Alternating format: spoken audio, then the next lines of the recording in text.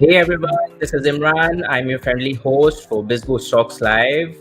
And today we are here with Jamal Hodge, who is multi-award winning filmmaker, a man of rare insanity and obnoxious drive who loves human story. So today we are going to talk a lot about Jamal's new ventures, upcoming films, festivals, and the state of writing world. So Jamal, let's take over the interview straight away. Please tell us, how is filming like in a post-COVID world? Well, thank you for having me, brother. I just wanted to say that, shout out to you, man. You do so much for the community. I just like how you're just growing, you and Tammy, and all the great things that you're doing for us artists out here. So check out BIZBoost, guys. That's first and foremost. Secondly, I just was going to say, how's business out here now? It's surprisingly really good. I think shockingly, like in 2020 was a disaster, obviously, for most of us, right? The industry shut down. It was like, is it coming back? What's going on? So we were confronted with the fragility of our industry. The irony is that they said that we were non-essential workers, but when everybody was locked in their apartments, all they was doing was watching the fruits of our labor. Well, you know what I mean? All they was doing day after day is watching artists perform on their screen, writers, directors. They're the ones who kept us sane during the isolation of the pandemic. But when we were just going through all these different things, it's kind of like, I was like, yo, what the hell's gonna happen? There's all these new COVID restrictions, things like that we had to learn.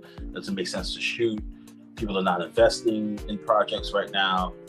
But a lot of people like, this industry is very toxic. You work so many hours and you're subject to a lot of bad behavior, a lot of bad work environments, so a lot of people just didn't come back. So like in 2021, the people who sticked around were really lifers in this game. Like, we're like hard pressed for work right now. I think that we're getting bombarded right now with a lot of work, and it's great. I mean, it's been really, really, really good. So a post-COVID world.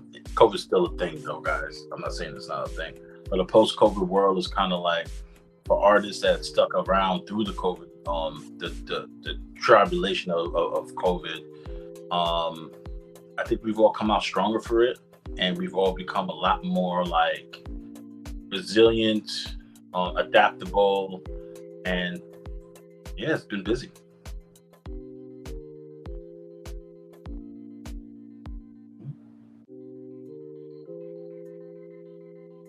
I can't hear you for some reason. I think the mic changed. Okay, how did you cope up with those days and those years in the COVID world? Oh, how did I cope with that? Yeah. Not well. I was crying like a little bitch. No, I'm joking. I'm joking. Nah. I mean, it was some rough times. I ain't gonna lie though. It was some rough times, man. You know what really got me? It gave me like a revelation. Cause I like, we call ourselves all these different things. Hey, I'm an actor. I'm a director. I'm an art director. I'm a director of photography, and those things are true. But what I realized while I was alone, with my blanket, crying into my pillows, like, it's over, it's all over. I was kind of like, I realized that what we are is storytellers. At its core, we're storytellers. All these other things are just kind of like different clothes that we wear. And it passes through different filters based on how we tell the story. For instance, the story is almost like, if we're an antenna, the story is a signal. We pick it up, it passes down into us. And then if we say, hey, I'm writing a play, it passes through a certain filter. If we say I'm writing a TV show, it passes through a certain filter. If we say I'm doing a movie, it passes through a certain filter. So the main thing is the ability to tell stories, having access to telling stories. The most basic would be orally, right? Just speaking these stories into existence, into people, into our audience. The second would be writing in some sort of format. So it really connected me to get back to what I love most, the primary base of storytelling, which is writing. I started writing a lot, and you know what? I've had so much success in that space now. I've been published maybe over almost 40 times, like since then. I've risen a lot in the ranks. I became a full member of the HWA. I've written short stories that have been published. I have a book coming out. It's not my book. I'm a part of a beautiful book with so many people called Cairo Mad 5 by Michael Bailey. It's his book. He's the editor. But he provided a platform for so many great writers, and I'm in there with like Linda Addison, Marge Simon, Stephen King, Josh Mallerman. You know, all these guys, I'm in there with them, and that was only possible because writing became my solace during my place of peace during the turmoil of the pandemic.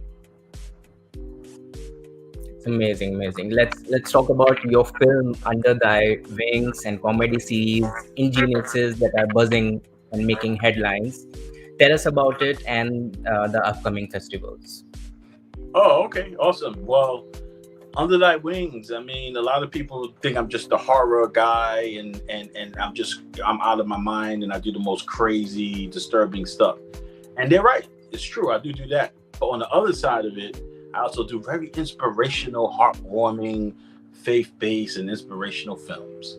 So Under Thy Wings is a brainchild of me and Keisha Barr. You know, it started out actually around the pandemic.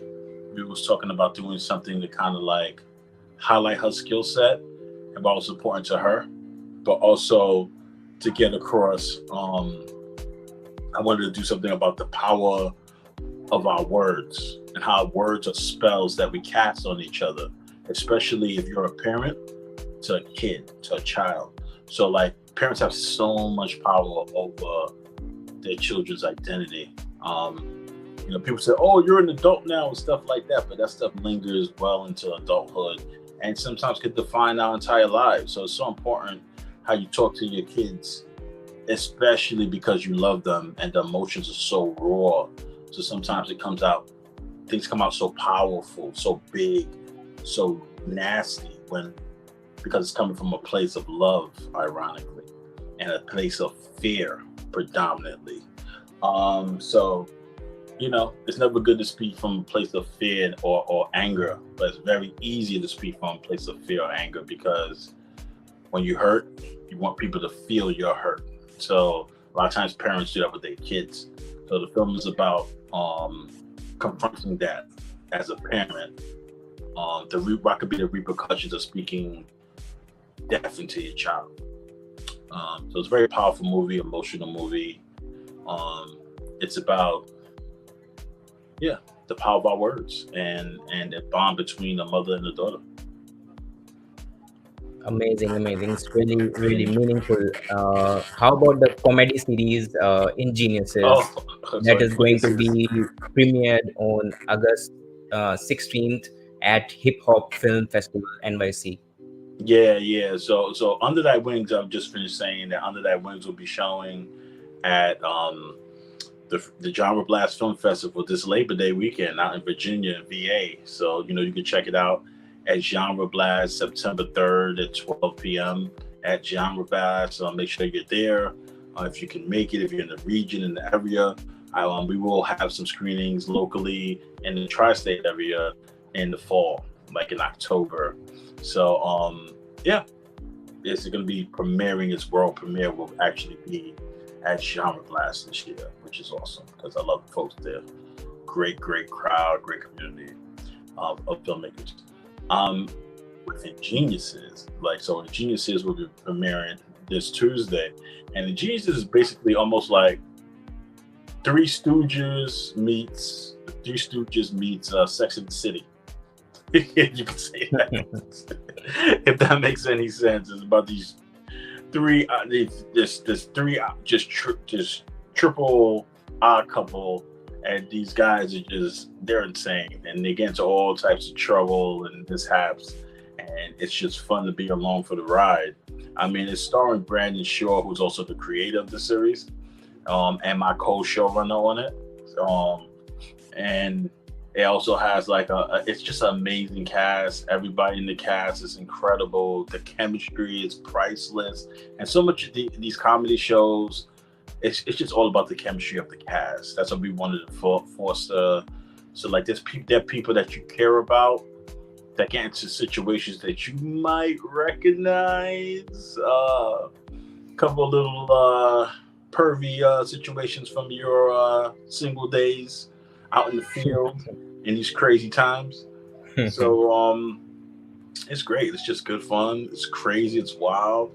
It's shown at the Hip Hop Film Festival, but we got so many other things lined up for that. You know, you can look it up online and find it. You know, it's called Ingeniouses. You know, created by Brandon Shaw, directed by me, starring some amazing people. So it's great. Jamal, tell us about what's happening in the writing world. Oh, I think the writing world is getting more diverse. I think there was a time where there was a dominant global. Well, let me keep it to America and not get too general. There was a in America there was a general narrative or identity narrative that's predominantly rooted in a Eurocentric kind of history and perspective of history. And it showed up in all our shows, in our culture, in our literature. But I feel like because of the advent of social media and the internet and this new age of interconnectivity, that's changed like dramatically. A lot of other narratives and perspectives have kind of bubbled to the surface and challenged that. And now there's been like this kind of strange merger where we're almost coming to grips with a lot of what history was like for both sides of the coin and what culture and society is like for both sides of the coin. And we're building this weird acclamation of a new perspective. And I feel like that's what's going on in the writing world as well. And you're seeing these unique stories that give you a female-centric perspective, queer perspective, black male perspective, a black female perspective, an Asian woman perspective. You're seeing all these different things, kind of like both these voices, these perspectives come to the surface, and it's really compelling. It's fresh, it's new, it's exciting. I think that there's never been a better time if you're a writer of color. You know, whatever that, you're Mexican, Indian, Pakistani, whatever it is, to write your version of a superhero, or your version of an immigrant story, or your version of being second generation, third generation in another country and still feeling maybe ostracized or alienated, or feeling like you're completely accepted in a new place. Whatever the case may be, I think that this is an exciting time to be a person of color or to be different, and be out there. Like, as a writer, people want your stories. Might not be everybody, but there's a lot of curiosity. You can connect with so many people all around the world now. And if it's really deep to you, if it's really powerful and personal, if you have the courage to really put your deepest, darkest, most personal shit out there in your writing, it's going to connect with so many people. You know, that whole saying about the things that are the most personal, the most universal. So that's what I think. Talking about expansion, I see you do a lot of things. Are you looking for partners or team or management? You can Yes. just share to Yes. the viewers, what are you looking for to expand your ventures? Oh yeah, for sure. I mean, I think at the level that I'm at, I think I've kind of reached the peak of that, respectfully, humbly speaking, right? So it's the only thing that, I don't need to necessarily invest more just to grow my skill set. I need to have a wider range of tools and resources now to really evolve as an artist. So I think it's really the time now, in all these years doing all these things. I'm working with Craig Renault on a documentary series for PBS called Southern Storytellers. There's an amazing show created by Velva, and that's basically, like, I can't say necessarily what it's about, but I will say that it's a great series called Madness and Writers that she has, that I think you guys are gonna love. And I'm also a part of that. I'm also a part of another show where I'm doing some writing room work and some director work for on Black Oak TV. So there's all these different projects that I'm doing, but I do not have representation, which is kind of madness, right? Then I'm also working on a collection with some of the top names in the horror writing industry. They've written short stories for it already, and doing the 45 Black Men in Horror. And I don't have an agent, or manager. So I am actively looking for a manager. I'm also connected to some amazing people that can help business ventures. Like if you need money for a project, or if you need exposure for a project. So I'm looking for producing partners and stuff like that. But mainly I'm looking for management, and I'm looking to be a part of something maybe like the Circle of Confusion. I love what they do over there. Where I could come in as a director and bring my value there, help and elevate my craft and do more on the bigger scale.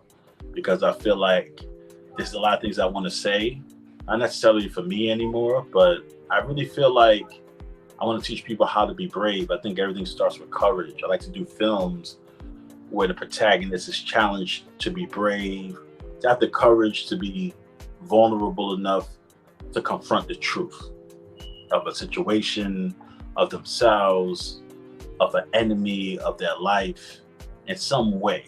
And then what they do from there, once they have the truth, it defines who they are as a person in the story. So I think those stories are really need now. It's necessary now when people are kind of losing their courage, I feel like, a lot now. Or people trying to take it away from us, and they're trying to take the truth away from us and say that there is no truth. You know what I'm saying? And I don't agree with that. And I like to make films that, define that. Like the character has to face the truth, and once they have it, see what they're gonna do with it. So that's a tip of the day for the upcoming filmmakers, upcoming writers. What you said about courage, about telling the truth, about getting the real story out. So that's the most important thing.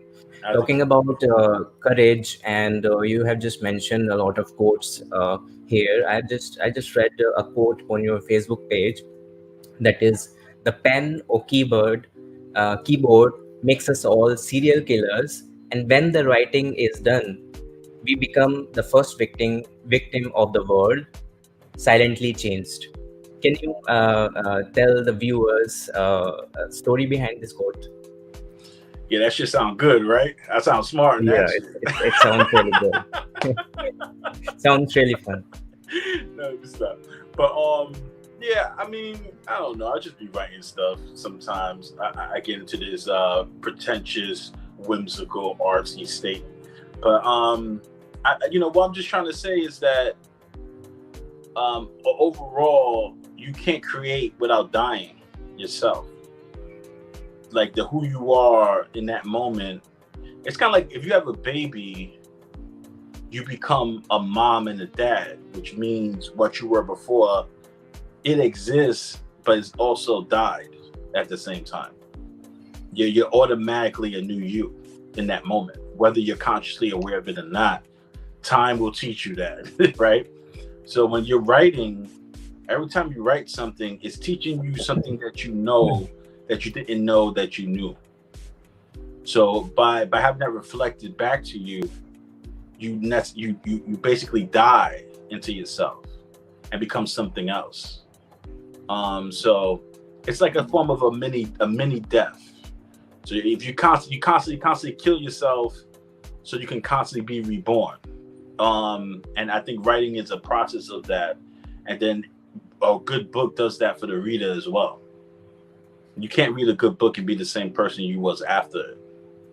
It does something to you. And whether you're aware of it or not, it's a very subtle thing sometimes, or it could be a very massive thing when it's like so obvious when you're like, oh my gosh, I never comprehended this perspective before of the world, or saw myself in this way, or my society, or my history, or my future, right? But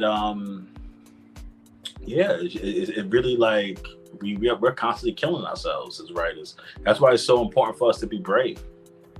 You have to have the courage to kind of like, every time you sit down and write, you know what I mean, there's a possibility that the who you are that sat down is not going to be the who you are when you stand back up.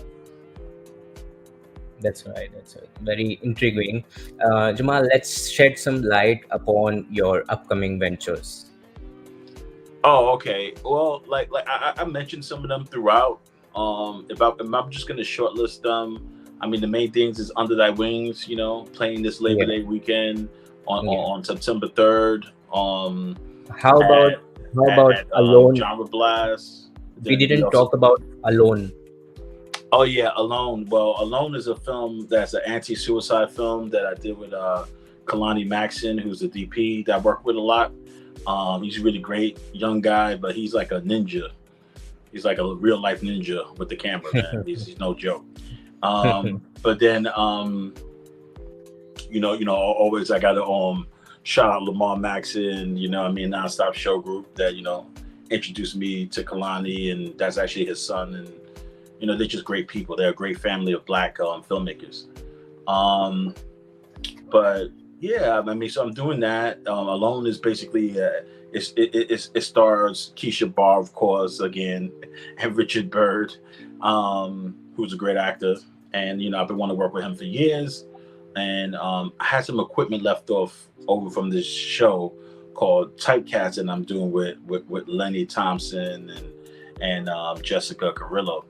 And I was like, yo, I have like 2 days with all this gear we rented. We got to do something. So I was like, well, let's do it. I have a poem called Alone, and it's about when I was the most depressed in my life. Let's make a film about that and turn it into about what happens to families who lose their kids to, let's say, some form of violence. And this one is police violence, right? It's a Black family that loses their kids to police violence. And it's almost like that sort of trauma is hard for relationships to survive. And this guy, he loses everything.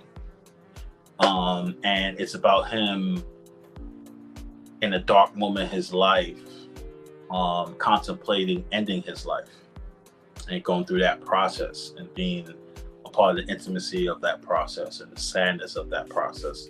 I think it's important to tell the truth. So there's not always about having a happy ending or things like that. Some things are cautionary tales so that they linger with you, so that you can either improve yourself or have empathy. Like sadness, grief, it teaches us the beauty of grief is that it's like the doorway to wisdom and to compassion. So rather than trying to avoid grief, it's sometimes good to let people grieve or give them a space to grieve, which is what we're trying to do with this film, so that it can lead them to wisdom and compassion, for others who might, or for themselves, So that's what we're trying to do with that film. That film, we're going to be sending it out next year, doing the festival circuit for it, but it's also a part of a pitch that we're going to be doing to like some of the streaming sites to get a series going, an anthology series going around these sort of films. And then I also have Necessary Evil with my business partner Kareem Hayes, who's just killing it in crypto. He's a crypto genius. He's an NFT genius, and like we were doing this movie based off of his series of books called Necessary Evil, and that film, the trailer is going to be dropping soon, guys. Within the next month or so. September's the big month, so we're going to be dropping the trailer soon for Necessary Evil. I know y'all been waiting for 2 years to see it out here in the streets. So it's coming soon, and the film will be coming out next year as well. And we're also going to be doing some fun stuff, combining technology with cinema, in a whole fresh and new way, with this film. So it's exciting. And then I have, like I said, I have the documentary, Southern Storytellers on PBS. That's going to be airing next year summer. And that's about writers and these amazing artists and people like that. And then I have a few other projects coming up, but those are like the main ones. For right now, check out Cairo Mad 5 next month, but it really hits like Amazon. It's the final Cairo Mad. It's from Michael Bailey, the amazing editor, writer, Michael Bailey, and it has some of the best writers in the horror space, writing stories about the summer, the 2020. It was kind of compiled in 2020.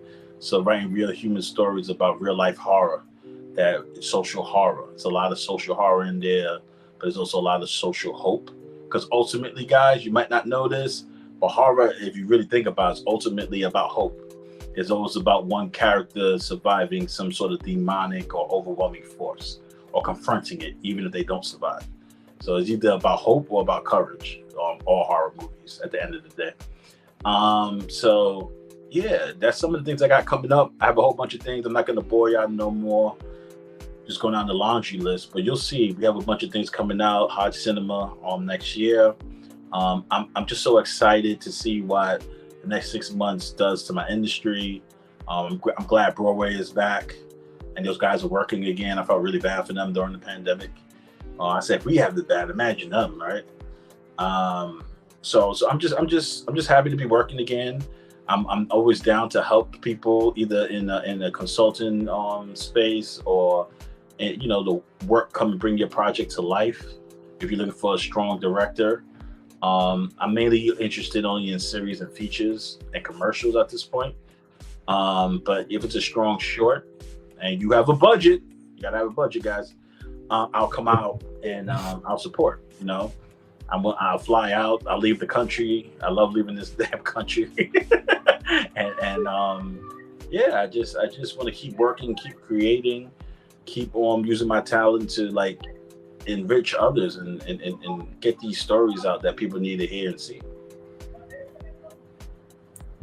What do you think about the importance of working in multi arenas in these days of hyper specialization?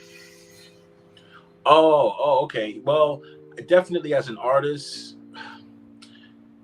everything was kind of being hyper specialized for a while.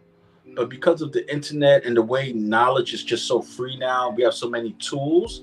So much is expected from us now as artists that wasn't expected to our forerunners, right? Like people expect you to handle your own marketing, handle this, also be a face person, a spokesman for your work, and also do your work, and also package your work, and also think, and then come to them. And it's like, it's kind of crazy, but that's a new expectation, and it's almost like, to really make it as an artist now, it's the best of times because you have the tools to do more, but now the expectation is that you do so much more. And so you have to be a Renaissance man or woman, right, these days, right?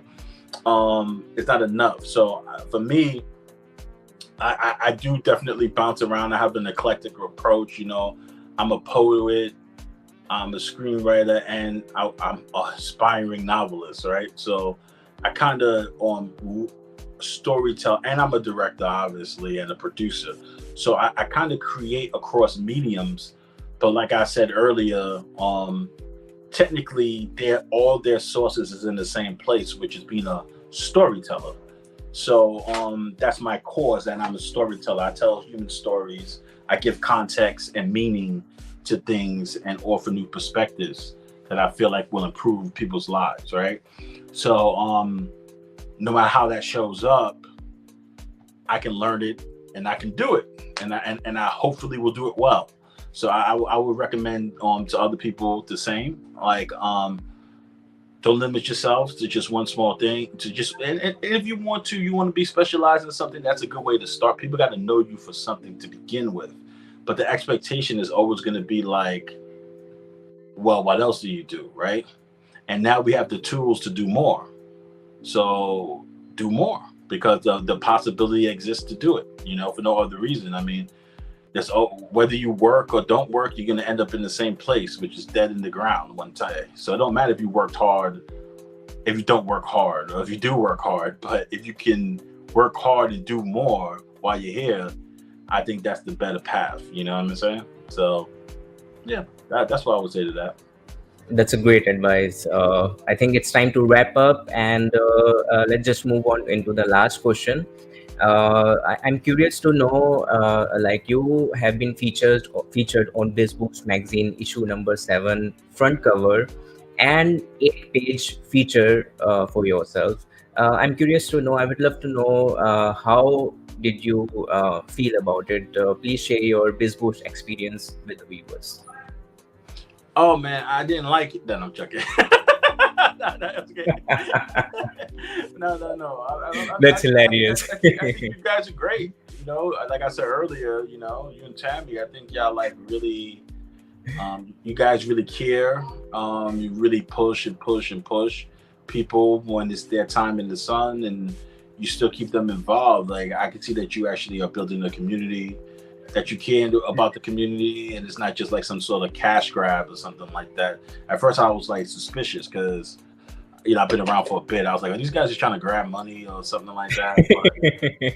But I see that you guys are looking to really get behind people, and it's early right now in what you guys are doing. I know you're not going to be probably able to do that forever for every person because it's going to be probably too much people at a certain point. But now's a really great time to kind of like get in and have a rapport with you guys and talk to you guys, because you guys definitely go hard and you try your best with the resources that you have to expand people, get them out there, get their voice out there, elevate them. So yeah, y'all good in my books. So that's what I would say. Thank you so much for your kind words and kind appreciation, Jamal. It's time to wrap up. Hey guys, please go check out Jamal Hodge on IMDb and follow him on Twitter at Director Hodge and Instagram at Director H. This is BIZBoost, the future of PR. No agenda, no bullshit. Creating meaningful and personalized digital media experiences. Tell a friend right now. Contact via DM for features and partnership opportunities. Until then, take care. Bye bye. Ciao, ciao. Bye, guys.